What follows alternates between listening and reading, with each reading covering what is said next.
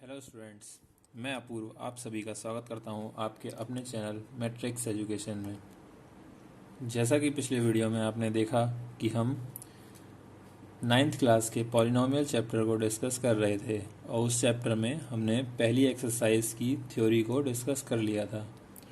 और क्योंकि हमने ये बोला भी था कि हम थ्योरी को अलग डिस्कस करेंगे और उस थ्योरी के या उस एक्सरसाइज की थ्योरी के जो क्वेश्चन होंगे उनको हम अगले वीडियो में देखेंगे। और हमने जो कल वीडियो में डिस्कस किया था वो टॉपिक हमारे जैसे कि थे कि पॉलिनोमियल क्या होती है या कैसे हम किसी पॉलिनोमियल को डिफाइन करेंगे या किस को हम बोलेंगे कि वो एक पॉलिनोमियल है। दूसरा था हमारा कि कोफिशिएंट क्या होता है, या हमने देखा था कि हमारा कोफिशिएंट को बोलते हैं गुणांक। कोफिशिएंट हिंदी में गुणांक क्या होता है। और दूसरा हमने बोला था कि टर्म्स क्या होती हैं, हिंदी में बोलते हैं पद क्या होते हैं। ये हमने देखा था, ये दो चीज़ें हमने डिस्कस करी थी। और हमने डिस्कस करा था कि पॉलिनोमियल या बहुपद कैसे पता करेंगे कि कोई पॉलिनोमियल और बहुपद क्या होता है। उसके बाद हमने एक टॉपिक और देखा था कि घात या डिग्री ऑफ पॉलिनोमियल या बहुपद क्या होता है, किसको हम डिग्री बोलेंगे या डिग्री किस क्या कह मतलब एक पॉलिनोमियल अगर लिखी होगी तो हम क्या डिग्री बताएंगे उसकी कि उस पॉलिनोमियल की डिग्री क्या है। या पॉलिनोमियल है वो बाइनोमियल है, ट्राइनोमियल है, एक पदीय है, द्विपदीय है, त्रिपदीय, कुछ भी हो सकती है, रैखिक मतलब।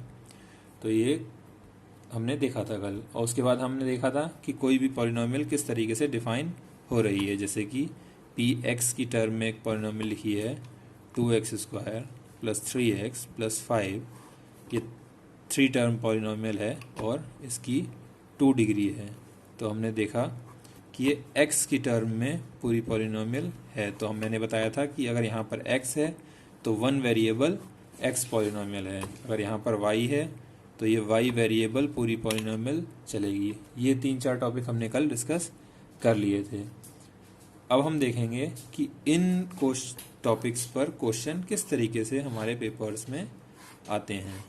ठीक है, तो सबसे पहले जैसा कि बात कही थी कि हम एनसीईआरटी के क्वेश्चंस को डिस्कस करेंगे, तो हम सबसे पहले एनसीईआरटी की एक्सरसाइज से ही स्टार्ट करते हैं। एक्सरसाइज 2.1 जो कि पॉलिनोमियल की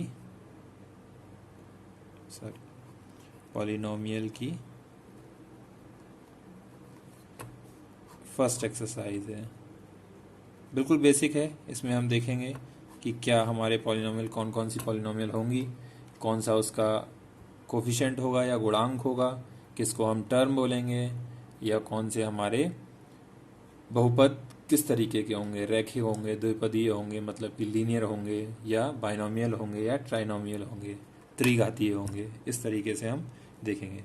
तो हम देखते हैं कि एक्सरसाइज 2.1 का पहला क्वेश्चन जो है वो क्या कह रहा है। सबसे पहले हिंदी में देख लेते हैं। क्वेश्चन है, निम्नलिखित व्यंजकों में कौन कौन एक चर में बहुपद हैं और कौन कौन नहीं है, कारण के साथ अपने उत्तर दीजिए। या इंग्लिश में क्वेश्चन है, which of the following expression are polynomial in 1 variable and which are not, state reason for your answer.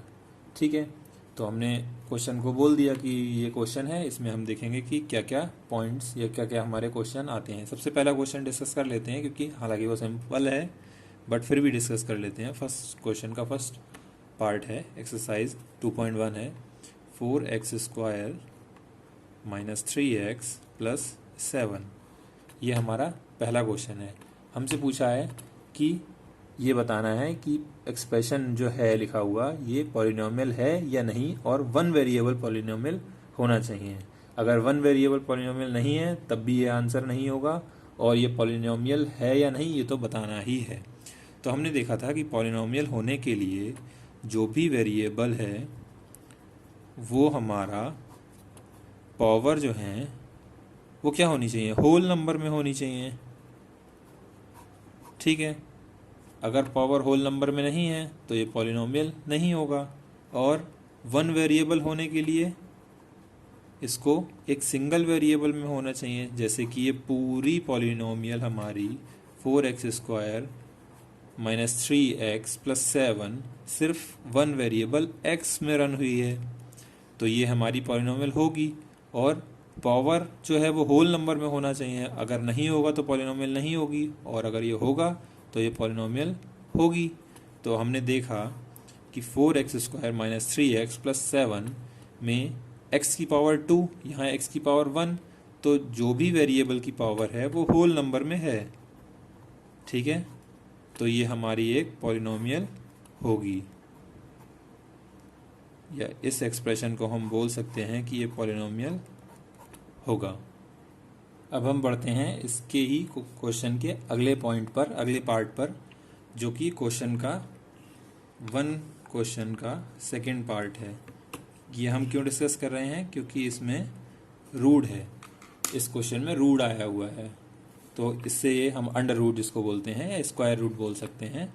Question है y² + √2, और एक थर्ड क्वेश्चन यही डिस्कस करते हैं, क्योंकि दोनों एक रूट के साथ क्वेश्चन है, बट यहाँ पर अंडर रूट किसके साथ है, एक हमारे कांस्टेंट नंबर के साथ। और दूसरा क्वेश्चन जो है वो 3√t + t√2 इस तरीके का क्वेश्चन है। अब जैसा कि हमने डिस्कस करा था कि पॉलिनोमियल होने के लिए जो है पावर जो है वो होल नंबर में होनी चाहिए, तो यहाँ पर हमने देखा कि वेरिएबल क्या है, y, वन वेरिएबल है ओनली, इसके अलावा कोई वेरिएबल नहीं है। देन हमने देखा कि जो भी वेरिएबल है उसकी पावर जो है वो हमारी होल नंबर में है, y का स्क्वायर है, y की घात 2 है, तो ये हमारा वन वेरिएबल है, पावर भी हमारी होल नंबर में है, तो हम इसको बोल सकते हैं कि ये हमारा पॉलिनोमियल होगा। ठीक है, वहीं अगर इसको भी देखें तो क्वेश्चन ये सेम ही है, बट यहाँ पर क्या है कि ये जो t है ये तो हमारा t की पावर 1 है, अगर कोई पावर नहीं है तो हमने 1 बोल दिया। √2 है तो √2 से तो हमें कोई प्रॉब्लम नहीं है, बट यहाँ हमने देखा कि t पर अंडर रूट लगा हुआ है, वही t हमारा वेरिएबल है, और वेरिएबल पर अंडर रूट है, इसका मतलब क्या होता है, t को हम लिख सकते हैं 1/2, क्योंकि अंडर रूट का मतलब अगर हम अंडर रूट हटाते हैं तो इसका मतलब 1/2 होता है, जो कि एक होल नंबर नहीं है, या इसकी जो पावर है वो नॉट पॉजिटिव इंटीजर में आती है, पॉजिटिव इंटीजर नहीं है, तो ये हमारा पॉलिनोमियल नहीं होगा। तो आपने देखा कि एक क्वेश्चन ही है बट दोनों में डिफरेंट वेज दिए हुए हैं। अगर डायरेक्ट देखें तो हमको लगेगा कि क्वेश्चन सीधे सीधे दिया हुआ है कि y² + √2 3√t + t√2, बट दोनों में डिफरेंस क्या है कि यहाँ पर रूट कांस्टेंट के साथ है और हमारी जो वेरिएबल है वो फ्री की हुई है, तो ये हमारी पॉलिनोमियल थी। बट वहीं अगर हमने इसको देखा कि 3√t + t√2, ये तो हमारा एक तरीके से पॉलिनोमियल बना देगा अगर इसके साथ कोई एक्सप्रेशन लिखा होता, लेकिन 3√t के आ जाने से t पर जो पावर है वो हमारी पॉलिनोमियल नहीं बनाई, उस वजह से नॉट अ पॉजिटिव इंटीजर है t के रूट पे, या t की पावर 1/2 है। तो ये इसमें दो क्वेश्चन हमने एक साथ डिस्कस इस पॉइंट टॉपिक के कर लिए। इसी क्वेश्चन का एक क्वेश्चन और है, अगर उसको देखें, इसमें दिया हुआ है क्या कि y + 2/y, यहाँ पर देखो कि y की तो पावर 1 है, बट जो 2/y है इसको मैं ऐसे लिख दूँ, 2 y को ऊपर ले जाऊँ, y - 1। अब y की -1 जो हो गई, ये हमारा वेरिएबल का जो पावर है वो पॉजिटिव इंटीजर नहीं रह गया, या हमारा ये होल नंबर नहीं रहा। तो इस वजह से ये जो एक्सप्रेशन लिखा है y प्लस 2y ये भी हमारा पॉलिनोमियल नहीं होगा, इसको भी पॉलिनोमियल नहीं बोलेंगे। अब एक पॉइंट और बचता है इसमें, अगर एक क्वेश्चन अदर तरीके से बन जाए जिसमें कि अभी तक हमने देखा कि जितने भी ये चारों क्वेश्चन थे इसमें वन वेरिएबल की बात थी, कोई भी अदर वेरिएबल नहीं था। x था तो सिर्फ x था, y था तो सिर्फ y था, और t था तो सिर्फ t था। बट अगर कहीं पर ऐसा हो कि t x y इस तरीके से दो वेरिएबल या मोर देन टू वेरिएबल आ जाएं, x to the power 10 plus y to the power 3 plus t to the power 30 या 40, कुछ भी लिख सकते हैं। तो अगर इसको देखें तो यहाँ पर कितने वेरिएबल हैं, x, y and t, 3 variable हैं। और हमसे बोला था क्वेश्चन में कि वो पॉलिनोमियल बताओ जो वन वेरिएबल है। ये वन वेरिएबल तो नहीं है, ये तो क्लियर हो गया कि वन वेरिएबल नहीं है। बट ये पॉलिनोमियल है या नहीं है, ये तो चेक करना पड़ेगा।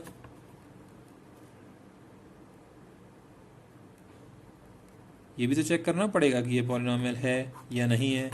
अब हमने देखा कि पॉलिनोमियल होने के लिए कंडीशन थी कि वेरिएबल के जो पावर हैं वो हमारे होल नंबर में होने चाहिए। तो हमने देखा कि वेरिएबल के जो पावर हैं वो हमारे सब होल नंबर में थे, x to the power 10, y to the power 3, t to the power 30।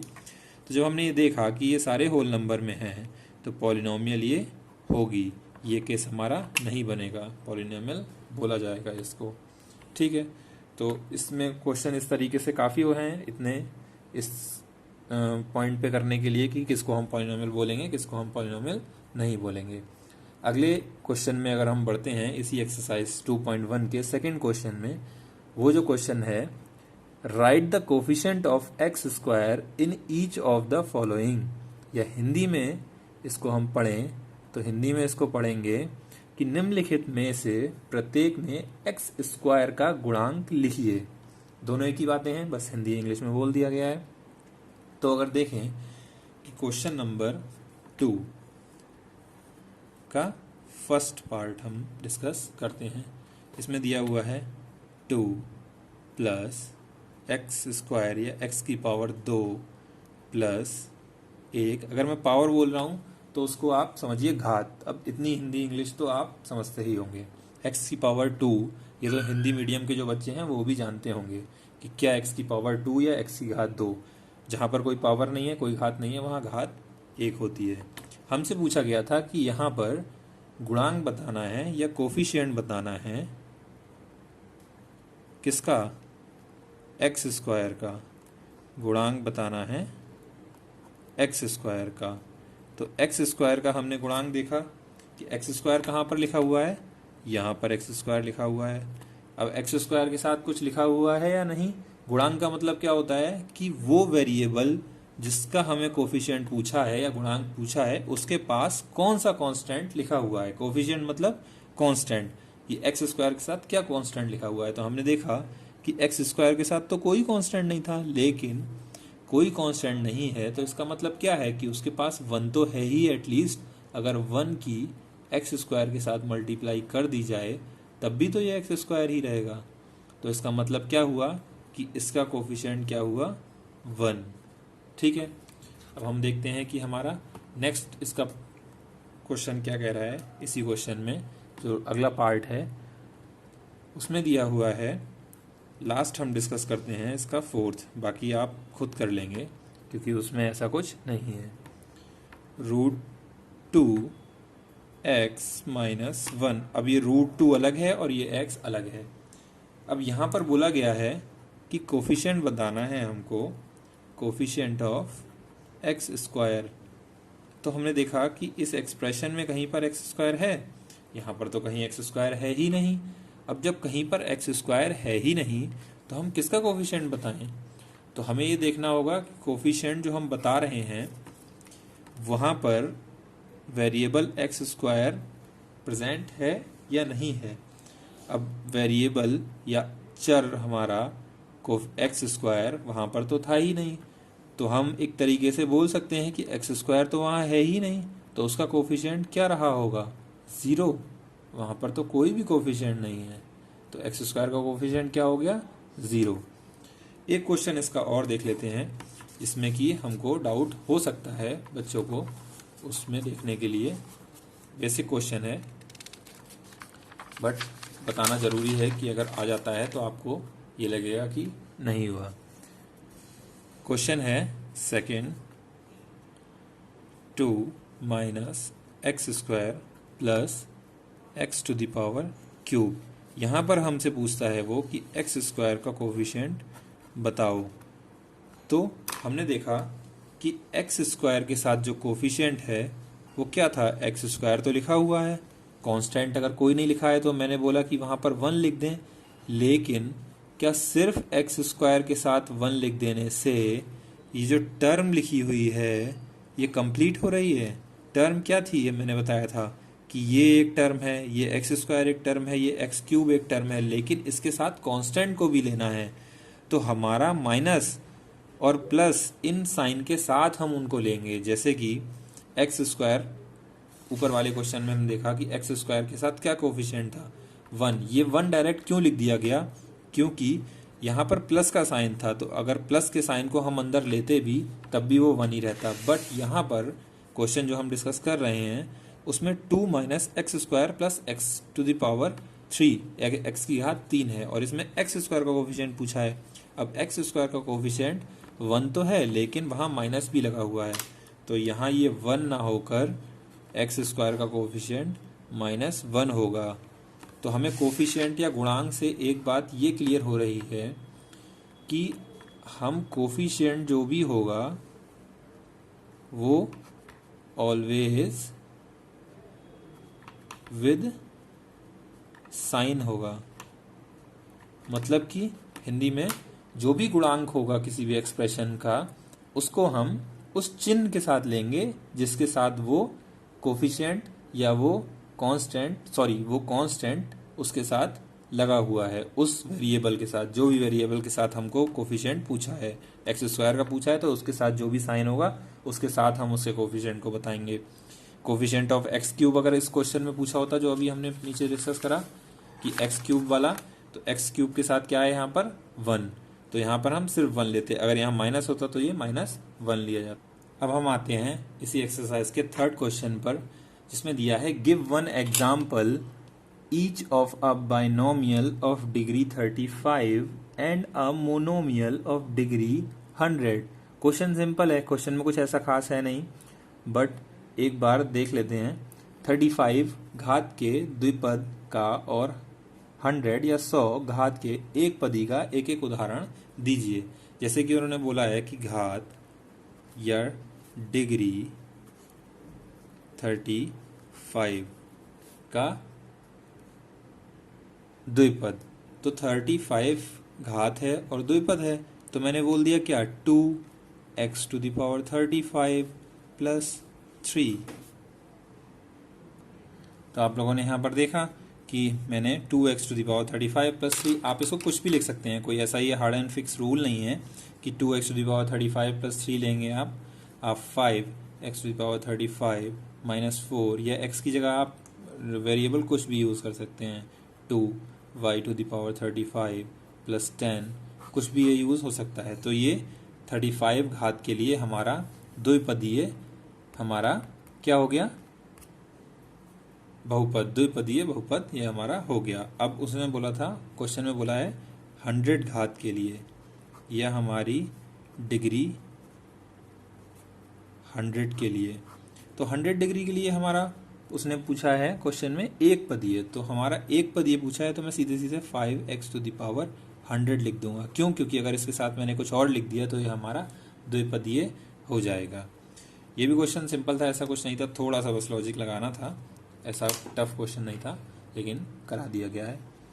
अब अगले क्वेश्चन पर आते हैं, क्वेश्चन नंबर 4। क्वेश्चन नंबर 4 बोलता है निम्नलिखित बहुपदों में से प्रत्येक बहुपद की घात लिखिए। जो हमारे बहुपद दिए हुए हैं इनकी हमें घात लिखनी है, या right the degree of each of the following polynomials. तो पहला क्वेश्चन हम देखते हैं, क्योंकि पहला क्वेश्चन है तो उसको डिस्कस कर लेते हैं। 5x⁻³ plus 4x² plus 7x, ये एक हमारा एक्सप्रेशन लिखा हुआ है। इसमें बोला गया है कि डिग्री बतानी है। डिग्री हमने बोली थी कि डिग्री क्या होती है, जो भी सबसे बड़ी पावर होगी या मैक्सिमम पावर होगी उस एक्सप्रेशन की, या मैक्सिमम जो भी घात लगी होगी। यहाँ पर क्या लिखा हुआ है, सबसे ज़्यादा बड़ा x⁻³ तो यहाँ पर 3 हो गई इसकी डिग्री। ये 3 डिग्री पॉलिनोमियल हो गया।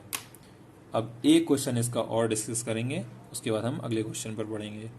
इसी का थर्ड क्वेश्चन हम देखते हैं कि π/2x² प्लस x, ये क्वेश्चन है। इसमें बोला गया कि डिग्री क्या है, तो डिग्री देखा हमने, मैक्सिमम पावर क्या है 2, तो डिग्री हो गई 2। ठीक है, ये भी क्वेश्चन सिंपल था। अब इसके बाद हम बढ़ते हैं अगले क्वेश्चन की तरफ। अगला क्वेश्चन हमको बोल रहा है classify the following as linear quadratic and cubic polynomials, या हिंदी में अगर इसको पढ़ें कि बताइए कि निम्नलिखित बहुपदों में कौन कौन बहुपद रैखिक हैं, कौन कौन द्विघातीय और कौन कौन त्रिघातीय। तो यहाँ पर हम देख लेते हैं कि क्वेश्चन नंबर 5 का फर्स्ट पार्ट क्या है, x² प्लस x। यहाँ पर हमने देखा कि हमसे पूछा है बहुपद जो है वो एक पदीय हैं, द्विपदीय हैं या त्रिघातीय हैं। सॉरी, पदीय नहीं पूछा है हमसे, द्विघातीय त्रिघातीय पूछा है या रैखिक पूछा है। तो यहाँ पर देखा हमने कि हमारी डिग्री क्या थी या मैक्सिमम पावर क्या थी, यहाँ पर मैक्सिमम पावर थी 2, तो ये हमारी हो गई द्विघातीय।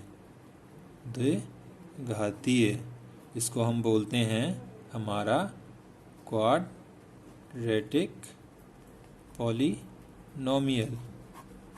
ठीक है, अगर हम सेकंड क्वेश्चन को देखें, थर्ड क्वेश्चन देख रहे हैं अब हम, y प्लस y² प्लस 4, तो देखा इसमें भी डिग्री क्या है 2, तो जब डिग्री 2 है तो चेंजेस तो आने वाला नहीं है, ये भी हमारी द्विघातीय हो जाएगी, या इसी को हम बोल देंगे क्वाड्रेटिक पॉलिनोमियल। ठीक है, अब हम अगले क्वेश्चन को देखते हैं जो हमको दिया हुआ है 3rd, 5th, 6th, 7th part, 7x⁻3, degree इसकी है 3, तो ये क्या हो गई त्रिघातीय या हमारी क्यूबिक पॉलिनोमियल। ठीक है, अब लास्ट क्वेश्चन इस एक्सरसाइज का, जो कि लगा मुझे ठीक है बट वो एनसीईआरटी में नहीं है। I think this is a question from RD. Sharma, check कर लीजिएगा आप लोग। 7t⁴ plus 4t⁻³ plus 3t-2, इसमें बताना है कि ये किस टाइप का पॉलिनोमियल है, जैसे कि बाइनोमियल बोला, लीनियर बोला, क्यूबिक बोला। तो अब यहाँ पर तो पावर क्या लगी हुई है 4, तो अब इस 4 को क्या बोलेंगे हम, इसको बोलेंगे by quadratic polynomial. By quadratic polynomial, polynomial तो आप जानते ही हैं, क्वाड्रेटिक आपको पता है 2। अब बाई मतलब कि 2, बाई का डबल, बाई ट्राई, तो बाई लगा दिया तो 2, और क्वाड्रेटिक 2, ये मिलके हो गया 4, तो इसलिए इसको बाई क्वाड्रेटिक पॉलिनोमियल बोल दिया गया। तो ठीक है, ये एक्सरसाइज हमने ख़त्म कर ली है। आगे हम नेक्स्ट वीडियो में आगे की एक्सरसाइज की थ्योरी को कवर करेंगे, जिसकी हम अगले लेक्चर में चर्चा करेंगे, और जिसमें हमारा टॉपिक आएगा जीरोज ऑफ अ पॉलिनोमियल, उसको हम अगले लेक्चर में डिस्कस करेंगे। थैंक यू दोस्तों, शेयर करिएगा, सब्सक्राइब करिएगा, लाइक करिएगा अगर पसंद आए तो। Thank you.